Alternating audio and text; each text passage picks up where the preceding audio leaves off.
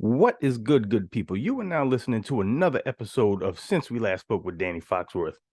I am your humble narrator, Danny Foxworth, and I mean, as you can see, the background's a little different. Took a little weekend getaway, but I figured while I'm here, I'll knock an episode out. And if you remember, if you listened to the preview episode, I said I was going to make this podcast a little more personal, and being personal also entailed revealing some childhood stories. So this episode is going to be dedicated to some childhood stories. So I'll give y'all three. So I'll start I'll start with my skating rink fiasco. So taking it back to 1993, I'm 13 years old, and if you're of a certain age, especially in the 90s, growing up in the low country, the place to be was Stardust Skate Center.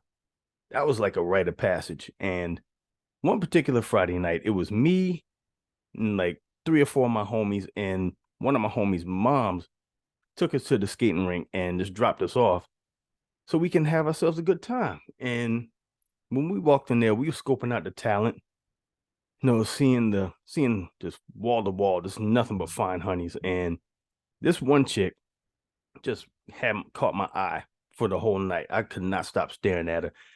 If you could imagine a 13-year-old Candy Burris with braces, she was the object of my affection that night.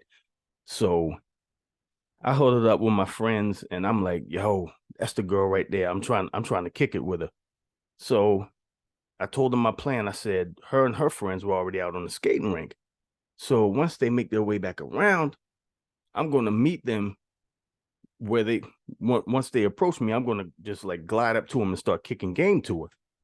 So went to the front desk, went and rented my skates. Mind you, I am the lousiest skater that I know, but that didn't stop me. When you're trying to impress a girl, you will do some silly things. So I lace up my skates. They already see me. I'm having trouble, trying to stay on my feet. But I get to the partition right to the edge of the rink, and her and her crew, they're making their way back around to the rink. And once they get about 10 feet away from me, as soon as I put my first skate down, and I'm like, "What's up, babe?" I couldn't even get the word baby out. I mean, I'm just tumbling, and I look like a cartoon character. And then next thing you know, just splat. Fell face first on the rink. They didn't show any kind of concern. Like, no, are you okay? Nothing. Her and her friends laughed. Pretty much everybody else on the skating rink laughed as well. And they just went on about their business. And my homies had to run out on the rink and get me up and take me to the front desk. And the front desk lady got me a towel, put some ice in it out the ice machine. She was like, "Here, take this, put it on your face." My lip was super bloody. And I took my towel with my ice and I went straight to the arcade. And I just hid behind the Gallagher machine so nobody could see me and point and laugh. And yeah, that was sometimes you shoot your shot and you crash and burn. But man, looking back on that, man, those are some precious memories. I'll tell you another story. This one involved LL Cool J, and me being more disappointed in him than figuring out that Santa Claus wasn't real. So back in, I believe it was 87, if you would have asked me at that time period what my childhood ambitions were, I would have told you I would be a meteorologist or a long distance truck driver. But in my heart of hearts, if you really wanted to know my childhood ambition, I wanted to be LL Cool J. That man he was like Superman to me. And I wanted to be him. And I remember back then he had a song called I'm Bad that my sister had on a 45. And we played it in the house religiously. And there was a particular line in that song where he said, "I'm the baddest, taking out all rookies, so forget Oreos, eat Cool J cookies. I'm bad."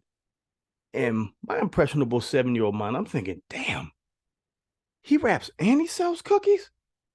Oh, next time I'm going to Piggly Wiggly with Pepe, I'm getting me some Cool J cookies. So fast forward to next week, me and Pepe roll up in his C10 pickup to Piggly Wiggly. He gets his rice, he gets his Carolina Pride bologna. And after he finishes getting all his stuff, he's like, all right, Danny, you can go in aisle 6 and get whatever candy you want. Normally I would get the circus peanuts, but this time I wanted some Cool J cookies. So I'm looking just all over the shelves. I see no Cool J cookies. I see Oreos. I see vanilla wafers. I see the iced out oatmeal cookies. I see chocolate chip cookies. I see the coconut cookies. I'm seeing every type of cookie except for them damn Cool J cookies. And at this point, I'm getting mad to the point where I'm practically climbing the shelves in aisle 6 looking for these Cool J cookies to no avail. So I climb down from the steps and I go find the manager. I'm like, excuse me, do y'all have the Cool J cookies in stock? He's looking at me like I'd have got a horn on my forehead. He was like, what? Like the Cool J cookies. He should be in aisle 6 with the rest of the cookies. And he's like, I don't think we have Cool J cookies, but I'll get an assistant to look. I'm like, thank you. So we literally spend 20 minutes in aisle 6 looking for these Cool J cookies and could not find these Cool J cookies. And I was so upset. Excuse me. Papa he was incredibly fed up to the point. He was like, boy, just get them damn circus peanuts like you usually get and just let's go. So we're heading back home and I'm sitting in the passenger seat and I'm on the verge of tears and Papa's driving. He looks at me and he's like, what's wrong? I'm like, Papa, this man lied to me. He lied to me, Papa. There's no Cool J cookies. I'm like, what are you talking about? Who lied to you? I'm like, LL Cool J lied to me, Papa. And while he's driving, he just also, you got to take into consideration there's a generational disconnect because I'm like 7 years old. He's in his early 60s. So his response was about as what you would expect when I said LL Cool J. He's driving, takes his eyes off the road, looks at me square in my face, and he goes, boy, who in the shit is LL Cool J? And I'm like, you know what? Forget it. I'll just eat these circus peanuts. And I was so mad. While he had his head turned, I just flung him out the window. Thanks for nothing, LL.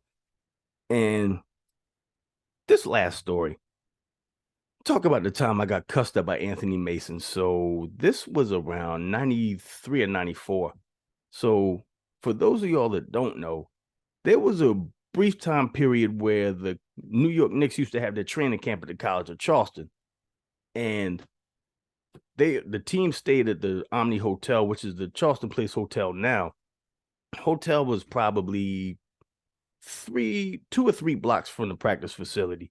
So one day, me and my homie Brian and his mom, she takes us to the Omni Hotel so we can camp out in the lobby so possibly we can get some Knicks players autographs whenever they come down from their rooms. So we're in the lobby. She's like, I'm going to the bathroom. I'm like, okay. So we hear this big commotion at the front desk. And it's the desk where we were standing is probably 30 feet away from the front desk. And we just hear this loud, just belligerent commotion going on. So we stick our heads around the corner and we see Anthony Mason, who clearly looked like he had just a little bit too much to drink that day, or the previous night, I should say. And it was him, it was Charles Smith, and I believe Anthony Bonham was with him as well. So after he gives them an earful, I guess the room service wasn't to his standard. He leaves. They go through a hallway to go out the back entrance of the hotel so they can get to the practice facility. So the 3 of them are coming our way. And I'm looking up like, wow, that's Anthony Mason. Holy smokes. He walks past me. Well, all 3 of them walk past us. Whenever they turn around, Brian is just tapping me on my shoulder like, yo, Danny, talk to him. Get his autograph. Get his autograph. Like, okay. So I turn around. I tug the bottom of Anthony Mason's practice uniform. And he turns around. I'm like, Mr. Mason, I'm a big fan. Can I have your autograph? And he turned around with the most bloodshot eyes I've ever seen. And he looked me square in my face and just said, man, get the fuck out my face, kid. And he just turned around and walked off. And Anthony Bonner looked back at me and he was like, dude, he's drunk. I apologize. And they just turned around and they made their way towards the exit so they can go to the practice. By the time they leave, Brian's mom walks out of the bathroom and she's like, what in the world was that, all that commotion? And Brian goes, yeah, Anthony Mason just cussed Danny out. She was like, are you serious? Where's his ass at? she's ready to throw hands at this point. But at this point, I mean, by that time, when she got out of the bathroom, they were already gone with the wind. They were already making their way to the practice facility. Man, in hindsight, I'm like, wow, I really got cussed up by Anthony Mason. That is the coolest shit ever. That always makes for a great conversation piece. Man, you know what? I'll add one more. I'll add a bonus story. So it's amazing how a $2 t-shirt from Goodwill can bring you such good fortune at the most unexpected time. Case in point, I went to a Charleston River Dogs game and I found this really nice looking Ohio University shirt that I found there for $2. It was not Ohio State, but Ohio University, the Bobcats. So I wore the shirt to the River Dogs game. I get my ticket. And right by the ticket booth, there's a sandwich board there that has the events and themes for the particular game that night. And I happened to look and it said Ohio University Alumni Association night. And I'm like, what are the odds? And then I thought nothing else of it. Fast forward to the second inning. I'm standing in line at the concession stand, and this guy sees me, and he has on an Ohio University polo, and he's like, bro, what are you doing standing in line? I'm like, I'm just getting my food, getting my nachos and getting my drink. He's like, bro, I see your Ohio shirt. We come up to the Adobe's deck, the Ohio University, the Alumni Association's up there. We got hot dogs, we got hamburgers. I'm like, okay. So I followed him up there, and yeah, I stuffed my face, man. It's just fries, hot dogs, hamburgers, chips. I mean, so many things. And I'm sitting here having to be social with all these people. And, we're just making small talk. And in the back of my mind, I'm thinking, boy, if they start asking me questions pertaining to Ohio University, I'm going to have nothing but wrong answers. So I'm trying to divert the conversation as in many ways as I possibly can. So while we're eating, I see the conversation starting to die down, and I know they're going to start asking me these school related questions. I'm like, all right, think, Danny, think, and then the light bulb went off. Now remember, the Ohio University had upset the Georgetown Hoyas. I think it was the previous year in the NCAA tournament. I'm like, that got my opening. I'm like, hey, how about them Bobcats upsetting Georgetown in the big dance last year? And they were like, how about that shit? And I'm like, yes. That bought me about an extra 15 minutes of snack time. And yeah, proceeded to stuff my face even more. So, I mean, my favorite flavor of food is free. But once the conversation started to die down again, I'm like, all right, I got to plan my escape. So, like, oh, hey, I'm going to the bathroom. And I left and I just never came back. I got in my car and left. But man, all over a $2 shirt really practically got me in the VIP section. And I think this is a good time to put a pin in the childhood stories episode. And I'm going to put up more episodes with more childhood stories. If you made it this far, I greatly appreciate it. Make sure that you like it. Make sure that you download. Make sure you subscribe to Since We Last Spoke with Danny Foxworth. And I'll talk to y'all next time. Y'all be good. Peace.